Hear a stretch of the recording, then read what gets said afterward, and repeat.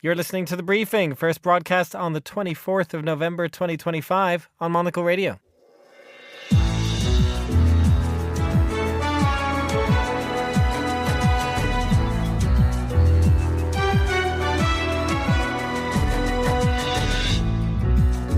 Hello and welcome to The Briefing, broadcasting live from Studio One here at Midori House in London. I'm Chris Chermak.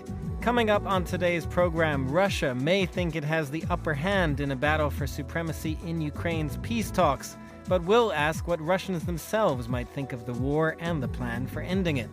After that, we'll head to Brazil for a review of Cop30 and the arrest of Jair Bolsonaro, but most importantly, Fernando Augusto Pacheco, you really want to talk about Eurovision. Oh yes, Chris. We'll discuss how the contest is aiming for greater transparency next year. Brazil and Eurovision with Fernando, our Eurovision correspondent. After that, that's why we have more and more people coming from all over France and sometimes abroad, because it's known that now each time, beginning of December, end of November, we have this opportunity. A French jewelry maker invites students to try their hand at the craft, hoping some of them will stick with it when they graduate. All that right here on The Briefing with me, Chris Chermak.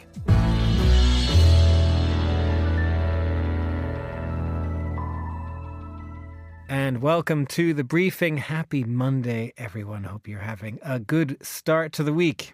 We're going to start with Ukraine and Russia because the U.S. proposed plan for peace in Ukraine has been drawing some hefty criticism over the past few days for being too close to Russia's maximalist positions for ending the war. Now, whether or not that is the case, the question is whether even a Russia-friendly deal could ever actually be agreed to by Vladimir Putin, and how it might be received by a Russian public that has been fed a steady dose of propaganda about Russia's war aims for the past 3 and a bit years. Well, joining me now is Yegor Mostovshikov, a Russian journalist and entrepreneur now living in exile in Berlin. He joins us right here in the studio at Midori House. Good to have you, Yegor. Thanks for having me, Chris. So give us the view, first of all, I suppose, of the Putin-friendly media as it stands, which will be most of it in Russia at the moment. Every now and then, I feel like we do hear of disagreements that come about Russia's war aims, sort of kind of bubbling up even within that Putin-friendly media. Are there any cracks in support for the war right now? You mean among the media that supports Putin? Even among the media that supports Putin, yes. I guess it depends on what part of the media you're looking into, because there's several layers of media in Russia.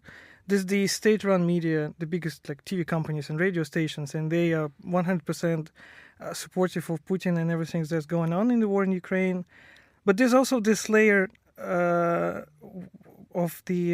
small and bigger Telegram channels that are ran by people who call themselves the war correspondents. Though they are people that go to the front line. They're also supportive of Putin and the war effort, but they have different opinions inside this group. And mostly they're really unhappy about the way everything is working in the Russian army. But they always still think twice before criticizing Putin. So they always criticize everybody except Putin. Because they know they're still kind of being monitored, presumably, even if they can have a somewhat slightly independent voice? I think, from at least my observations, is that it works. The logic here is that you kind of always criticize everybody except for Putin, not because you're afraid of him, if he's supported, but because you might actually believe that he's not the one responsible. He's the good. In Russia it's called the Tsar is good, but the people that his people are not doing the good job. So that's like yeah. Mm-hmm. Interesting. And then to take us to some of the independent media, how it exists, walk us through that a little bit. Much of it obviously done in exile, but I'm curious particularly how actual Russians are able to still get access. How much of a throughput do you sense from those outlets that are more critical of what's happening? Yeah, so there's since the beginning of a full-scale invasion in 2022, most of the independent media had to flee into exile. It's the latest number I saw is that there's up to 60 independent media living in the abroad. They still maintain sources and people working on the ground in Russia. All of them are living in exile working in a really dire circumstances, struggling financially, informationally. They have an access to up to 40 million of readers inside Russia, but it's a really tough business because those media get blocked, they get banned. You could get in trouble if the police officer, for example, stops you and they go through your phone, which they do occasionally, and they would see that you signed up and following some of those media, you could get in trouble. So you always have to people in Russia who are still who are searching for the free information. They have to develop sort of a double thinking. You always have to keep your mind, and you have to think about what's going to happen if someone gets your phone, for example. You don't share your opinions, surrounded by people you don't know. But yeah, those people are still working. It's a really tough work, and I'd say that those 60 media are quite niche. All of them are following different topics. There are bigger medias like Medusa, for example. It's quite well known. There are less bigger news outlets, and they follow some niche and specific topics. Some of them might be exploring how the army functions. Some of them might be exploring how the jails in Russia are working. So that's the way it works. And if we take the media out of it almost for a bit, there are obviously a lot of things about how this war is impacting ordinary Russians, whether it's obviously the call-ups to the military, economic realities, Ukraine's attacks impacting energy, infrastructure in Russia. Has any of that, from your sense of it, changed feelings inside Russia, regardless of what even, the state media might be reporting? I guess it's really important I have to remind myself all the time that Russia is a huge and enormous country. It's 11 time zones. It has almost 200 of different ethnicities. It speaks 100 languages. So it's a really huge country, and it's really hard to say. When we try to say that what Russian thinks, we can stumble upon this is actually the way that Kremlin is controlling the whole country with this one unifying narrative. So we have to be really cautious when we try to figure out the singular view of what people in Russia want, because those are really different people. So I'd say that it depends on the part of the town, on the part of the country you would look into. How are they viewing the war and how it's affecting them? Because, if you take Moscow, St. Petersburg, it's one story. If you go deeper into regions further on the east, it's a completely different story. So it depends. But it seems, from what we're seeing from the independent media, people are not happy with what's going on with the war in Ukraine. They're still not vocal about it. They're developing, as I said, the double thinking. So it's really hard to say what's the actual scope and scale of the unrest and towards the war in Ukraine. And if we do take the official narrative, as you're describing, the unifying narrative, I'm curious if that might be changing as well or not, particularly actually in these last few days. We have this supposed US-backed peace plan that even Vladimir Putin is, in theory, open to. Will that in any way change the way this is being reported in Russia? Might even, say, the state propaganda be preparing the groundwork for an end to this war? The Kremlin-ran media always highlight, during the last days, they always highlight that Zelensky is politically weakened, and they always highlight that the war that is happening there's an excuse and is justified because Russia sees it as the continuation of the Second World War. So the unifying narrative that Russia is using both for justifying the war and controlling the country is that Soviet Union won in the Second World War, they were fighting the Nazis, and they are framing that Ukraine is ran by a neo-Nazi regime, and they're fighting the Nazis. And so from this point of view, Russian propaganda, Putin propaganda, is still framing the whole thing that we are the ones that are right, and we will do whatever it takes in order to win this war. Well, just finally then, taking that point, I suppose, if in theory there is a peace plan that is adopted, let's say, in the next weeks, months, whatever it might be, do you get the sense that even that would be expressed in Russian media as a waypoint, something to stop the war currently, but without this ever being a full peace, that this sort of Russia's war aims continue and those would be carried out in the next few years, going forward. That's, of course, what frankly the worry is of Ukraine and Europe, for that matter. No matter how the peace talks end, I think it's really important to realize that Russia will hold a huge chunk of occupied land, and it's really important to look and to think what's going to happen next. If they sign the peace deal, no matter what it looks like, what's going to be happening on the lands that Russia took from Ukraine? And we actually know the answer to this question. We can look at the Mariupol, for example, the city on the Azov Sea that was like 80% of the housing was destroyed during the siege in 2022, and it's now turned into this display of the forced Russification, where people are forced to have the Russian passports. The Ukrainian identity there is being deleted. The museums are used as the cogs in the propaganda machine. The schools they teach with the Russian textbooks. The history of Ukraine has been deleted and rewritten, and that's what's going on in all of the occupied territories, and that's what's going to be happening further on, and that falls into this bigger narrative that I mentioned, that of so-called Russian world, the one that doesn't have borders. This is the quote by Putin, which the propaganda actually really likes, and they always highlighted that Russia has no borders. So no matter how the peace talks end, this idea that Russia should be expanding, it doesn't seem it goes anyway soon. Yegor, thanks very much for trying to unpack all of that for us. That was the Russian journalist Yegor Mostovshikov. And now here's Monica Lillis with the day's other news headlines. Thanks, Chris. Hezbollah said Israel has killed one of its senior military leaders in an airstrike in Beirut. In its first strike on the Lebanese capital in months, the IDF said it had targeted the Iran-backed militia's acting chief of staff, Ali Tabatabai. Lebanon's health ministry said the attack killed 5 people and wounded 28 more. China's state media has reported today the nation will launch the Shenzhou 22 spacecraft on the 25th of November, in a bid to return the country's space station and manned flight program to normality. The new spacecraft is being sent to Beijing's space station Tiangong to replace the Shenzhou 21, which was forced to return to Earth 6 months ahead of schedule after another vessel docked at the station was damaged.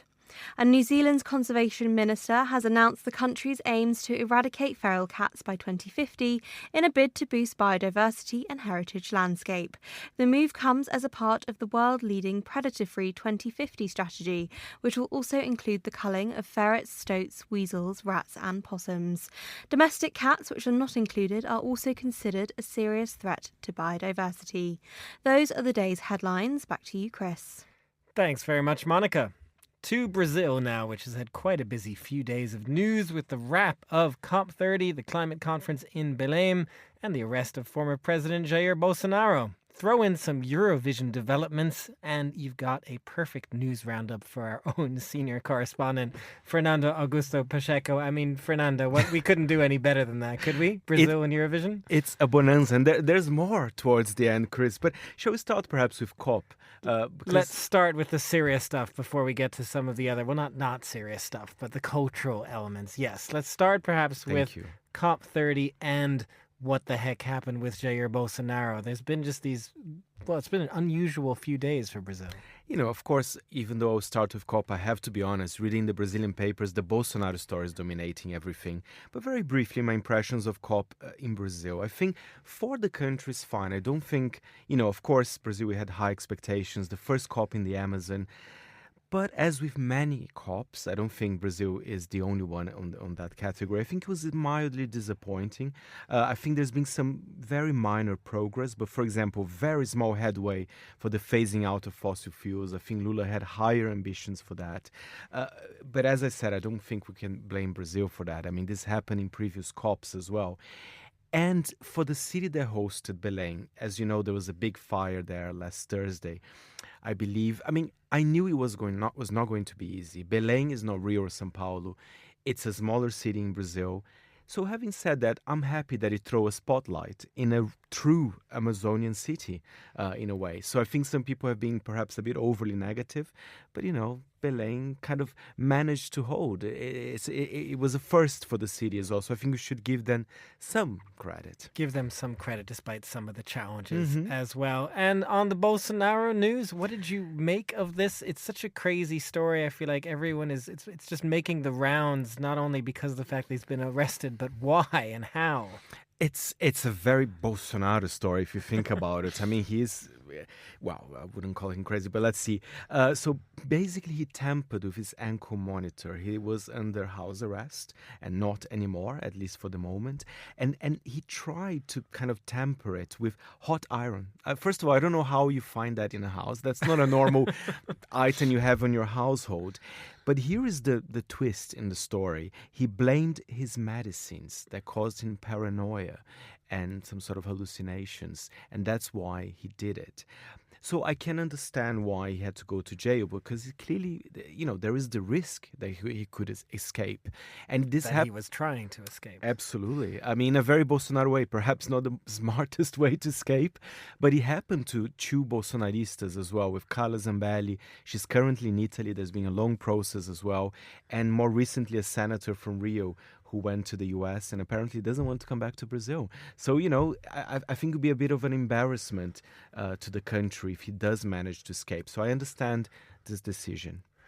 Well, let's move on now to some other more interesting cultural news, shall we say, because you are also among your beats our Eurovision correspondent whenever that time comes around. And there have been some interesting developments in the voting process for the winners, something that the Eurovision Song Contest has been endlessly tinkering with over the years, I think it's fair to say. What have they done this time? I have to say, I'm glad they did that, because in recent years there's been a lot of concerns as well. I mean, this year, of course, we'll have to mention Israel, that there's been concern that, that the government was interfering, perhaps a little bit too much propaganda as well. And that's why people voted for the Israeli Act, which was in second place this year. We shouldn't forget about that. And had won the popular vote. Absolutely. And I think the big changes here are with the popular vote, but some with the jury as well. So, Chris, before you could vote 20 times, as a member of the public. Now this number will be reduced to 10. I think that's a great thing, because why you should vote 20 times? Cool, you might like the Austrian song so much, like I'm sure you did, Chris, but I think that's a little bit unfair. I think why 20? I think 10 is enough. I would even say 5, but there's been more changes here. So at least, by the way, could you vote like for different ones up to 10, but not the same one? Couldn't they block that? Exactly. Perhaps then it will become... Because they want to give you the variety to say, oh, I loved 5, 10 different songs. Exactly. But of course, because if you have the money, then I'm sure you can manage to play around with the public voting. And the juries as well. That's something that's quite interesting. So for the semifinals, only the public vote counts. That is changing. So the jury vote is also going to count for the semifinals as well. And there's a change which I think is super interesting. 2 of the jurors for each country, they have to be between 18 and 25 now. Listen, I think it's interesting because I think you should add kind of new blood as well to the Eurovision acts. I think sometimes the public and the jury, they vote differently because perhaps the jury is a bit more conservative. So usually those grand ballads would win. But I wonder, with now those kind of young people, if they might bring kind of a new spirit to Eurovision. And more changes, final one. Instead of 5 juries, there'll be 7 jurors for each country as well. Listen, they're trying their best here. It's not the final one. As you know, December, there will be other meetings with more controversial topics. We will, and we'll talk about that in a moment. But just your sense in general of these changes. I mean, this was partly about Israel, but also about restoring trust in the system more broadly. Will it work? I'm happy with the changes. I'm not sure if those are enough. And as you know, I attend Eurovision every year, and there's something that I feel a bit sad sometimes, because I don't think Eurovision should only be about the controversies in the public voting. But I have to say, in the last years, that's all we talk about. So sometimes I genuinely want to say, oh my God, the French entry is so camp. Delicious beats from the Spanish entry, or Moldova is a big surprise this year. But in the end, I have to talk about Israel. I have to talk about the political. I don't mind, but it shouldn't be like the only story as well, if you know what I mean. Speaking of that, though, just finally on this, because in December there will be a meeting to essentially decide Israel's fate and whether they get to participate next year in Eurovision, hosted, of course, in my home country of Austria. What's your sense of what might happen? It's pure speculation for now, but my view is, first of all, Chris, as you know, a lot of the countries, they have different views on that. Some people want Israel out. Some people say that they would actually leave Eurovision as well in case Israel is not allowed in. Austria, the hosts, have been particularly vocal Exactly. about keeping them in. Yes. Exactly. So I have a feeling that we'll still see Israel next year. But again, as I said, it's speculation, and there are heated feelings among many countries as well. Well, finally, we also just wanted to talk about the passing of two European cultural icons. Udo Kier, German actor. He has such a recognizable face. Stunning face, piercing eyes. I think he is a true icon. I mean, very prolific. I think he did over 200 films, not only in his home country of Germany, but also in Hollywood. And I know, well, I don't know Udo personally, but the first time I remember seeing his face was in the video clip of Madonna's Deeper and Deeper, that he played her husband in that video. So clearly she knew that he had the talent. And also his last role was at the film The Secret Agent, which is a film that's coming out this year, a Brazilian film, potential Oscar nominee as well. In the film, he plays a Jewish Holocaust survivor who is living in Brazil. And that's what I like about Udo. I mean, he's not your obvious actor. He could go from very random kind of pieces of film, music, or any other type of art form. He was a true original, if I may say that, Chris. And interesting, the secret agent who'll be playing a Jewish Holocaust survivor, he's also played the very opposite in a way. He played pretending to be somebody who a neighbor thought might be Adolf Hitler in a special film. He played many Nazis about as well in my his life. neighbor Adolf Hitler. He's played all kinds of roles. He Very loved- interesting guy. He loved horror. He loves villains. You know, he likes, that's what I'm saying. He's a true original. He likes kind of cinema that push boundaries. And finally, Ornella Vanoni. Ornella Vanoni, a wonderful Italian singer, 91 years old. I remember I selected a remix of one of her songs in the Monocle playlist as well. She was known as the Lady of Italian Song, and no wonder why, with over 100 albums, 55 million copies. And her career, I mean, she's 91, I mean, she was still kind of active, She is an incredible woman, and that's very sad. But I did pick a clip for us to end this lovely segment. Thank you so much, Chris, to talk about those wonderful things with It's you. great to have you back to talk about all these things. Yes, let's end with one segment from... It's called L'appuntamento by Ornella Vanoni, rest in peace. Accettare questo strano appuntamento è stata una pazzia. Sono triste tra la gente che mi sta passando accanto, ma la nostalgia di rivedere te è forte più del pianto. Ornella Vanoni there. She was 91 years old. Fernando Augusto Pacheco, our senior correspondent. Thank you very much for joining us. You're listening to The Briefing on Monocle Radio.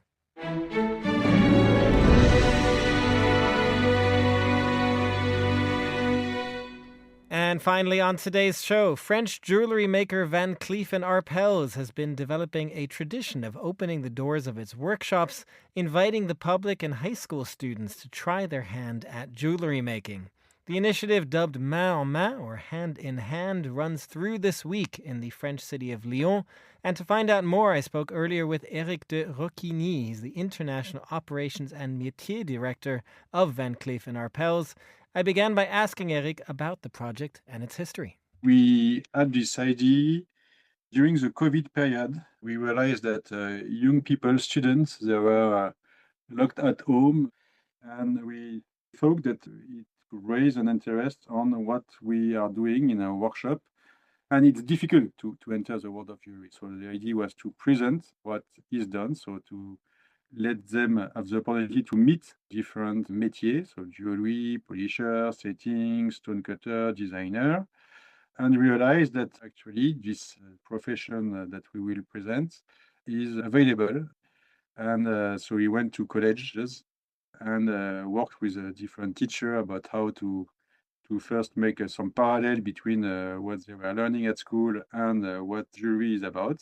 Mathematics and stone cutting, for instance, we aim not to recruit people, it was really to present all our métier to all people interested in how can I enter, how can I discover what happens in the jury, in the real jury world behind the scene. This career for jeweler is really accessible to anybody, not only young people, but also people who are in their career and maybe want to change of career at 35, 40, 45, 50, I don't know. The idea was to say we should diversify as much as possible and open this world to anybody who could be interested. And I understand that this program is in partnership with the Ministry of Education as well. How supportive has the government been in helping you kind of foster craftsmanship among younger generations, although, as you say, also among others, to kind of help them get into a space, a vocation, diversify the kind of spaces that are available? The partnership is really because we want people from the college to open their class with their teacher to our people. So it's a few hours during which we collaborate with teacher about you're learning mathematics, but you know what? Mathematics is useful in stone cutting or in jewelry design. You are learning chemicals. Chemicals interesting as well for treating gold. And you're learning geography, but it's interesting because geology is very important in the stone world. So it was more about creating this contact because it's never easy to enter a classroom and people were very interested. But to make the idea something concrete, it takes time, and we required this partnership to choose a good college, and together we have an idea. Let's do it together. And Eric, just finally then, as you say, this is in the 5th edition. So even if the De Maison Main is about introducing younger people to the profession, at this point, you may have seen some results perhaps from that first edition. I'm just curious if you have noticed some of those who maybe went to that first edition going into jewelry schools or even applying to Van Cleef for work. I have to say that people entering the school, we have a lot of feedback when they join the workshop, that to choose this activity, they went either to De Maison Main or they went to l'école. We support l'école de jewelry, which opens also the world of jewelry for anybody. And then they apply to the jewelry school. So we have a lot of people now that they finished the study in jewelry school that indeed went to this kind of event opportunity, which motivate and say, okay, I had the idea. I know how I can enter the world, which is this school in Paris, this school in Lyon, this school in Aix-en-Provence. And I met some people who are after the 10, 20 years of career in jewelry, and they look like first they developed over their career, and they are still passionate about what they are doing. So at the end of the day, it looks like it's quite motivating, and you keep this passion that I have. I am 15 or I am 45. I want to change of world. And it looks like, yes, I'm quite right, because it looks like it's very, very interesting and passionate world. That's why we have more and more people coming from all over France and sometimes abroad, because it's known that now each time, beginning of December, end of November, we have this opportunity. We open our world. And also some people who just want to understand what is behind the jewelry world, that they don't want maybe to apply themselves, but just as a curiosity. And it's good also because it proves that behind a very nice and a wonderful, incredible product of jewelry you see in the store, on the windows, but you have the people behind the scene that say, okay, that's really about artisanal, artistic.